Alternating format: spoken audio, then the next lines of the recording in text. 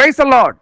வாழ்வை வளமாக்கும் தேவ வார்த்தை சங்கீதம் 40:1. கர்த்தருக்காக பொறுமையுடன் காத்திருந்தேன், அவர் என்னிடமாய் சாய்ந்து என் கூப்பிடுதலை கேட்டார்.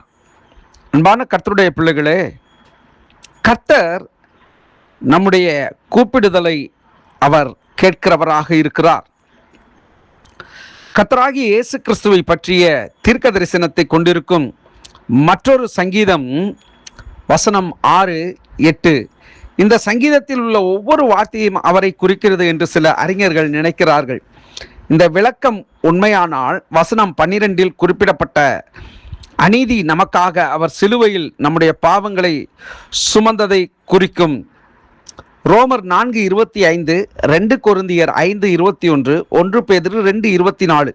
நிறைய சங்கீதங்களின் மொழிநடை தேவ ஜனங்கள் பெறும் மற்றும் 2ஆம் ஆதாமாகிய கிறிஸ்துவுக்கு பொருந்தும் அனுபவங்களை விவரிக்கிறது.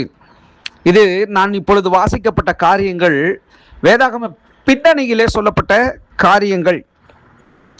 கர்த்தருக்காக பொறுமையுடன் காத்திருந்தேன், அவர் என்னிடமாய் சாய்ந்து என் கூப்பிடுதலை கேட்டார் என்று சொல்லப்பட்டிருக்கிறது அல்லவா?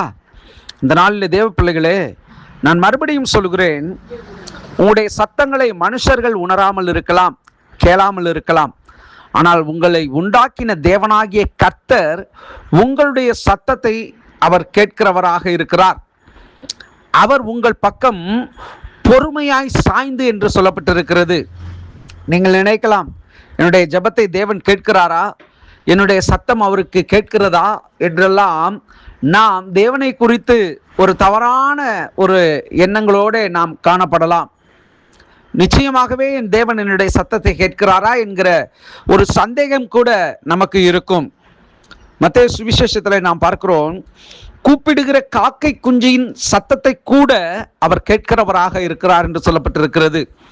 அன்பான கர்த்தருடைய பிள்ளைகளே, பறவைகளுடைய சத்தத்தை கேட்கிற தேவன் அவருடைய படைப்பாகிய நம்முடைய சத்தத்தை அவர் நிச்சயமாக கேட்கிறார் என்பதற்கு எவ்வித மாற்று கருத்துமே இல்லை. உங்களுடைய கண்ணீரை அவர் காண்கிறவராக இருக்கிறார், உங்கள் சத்தத்தை அவர் கேட்கிறவராக இருக்கிறார், உங்கள் சத்தத்தை கேட்டு அவர் உங்களுக்கு செவிசாய்க்கிறவராக இருக்கிறார் என்பதை இந்த சங்கீதம் விளக்கி கூறுகிறது. ஆகவே இந்த நாளிலே என்னுடைய சத்தத்தை அவர் கேட்பாரா, என்னுடைய விண்ணப்பத்திற்கு அவர் பதில் கொடுப்பாரா, என்னுடைய கண்ணீரை அவர் காண்பாரா, நீண்ட நாள் ஜெபத்திற்கு பதிலை தருவாரா என்கிற கேள்விகள் எல்லாவற்றிற்கும் தேவனே நமக்கு பதிலை தந்தருளுகிறவராய் இருக்கிறார். ஏனென்று சொன்னால் அவர் நம்முடைய கூப்பிடுதலை கேட்கும் தெய்வம். உலக மனுஷனை போல அல்ல, உலகத்தில் உள்ளவைகளை போல அல்ல.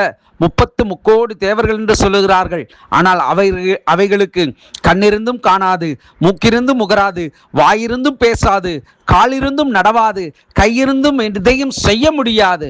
ஆனால் நாம் ஆராதிக்கிற தேவனும் நாம் வழிபடுகிற தேவனும் அவர் ஜீவனுள்ளவர், அவருக்கு காதுகள் உண்டு, அவர்களுக்கு அனைத்து காரியங்களையும் நம்மிடத்திலிருந்து அறிந்து கொள்ளும்படியான சகல காரியத்தை அறிந்த ஒரே தெய்வமாக அவர் இருக்கிறார். ஆகவே இந்த நாளிலே உங்களுடைய கூப்பிடுதலை அவர் கேட்டு உங்களுக்கு பதிலை அவர் தந்தருளுகிறவராயிருக்கிறார். கலங்காதிருங்கள், ஜெபிப்போம். நல்ல தகப்பனே, இந்த நாளிலே ஆண்டவரே, என்னுடைய வார்த்தையின் மூலியமாய் எங்களோடு நீர் பேசியதற்காய் ஸ்தோத்திரம். என்னுடைய சத்தத்தை கேட்ட தெய்வமாய், கேட்கிற தெய்வமாய் நீர் இருப்பதற்காய் ஸ்தோத்திரம்.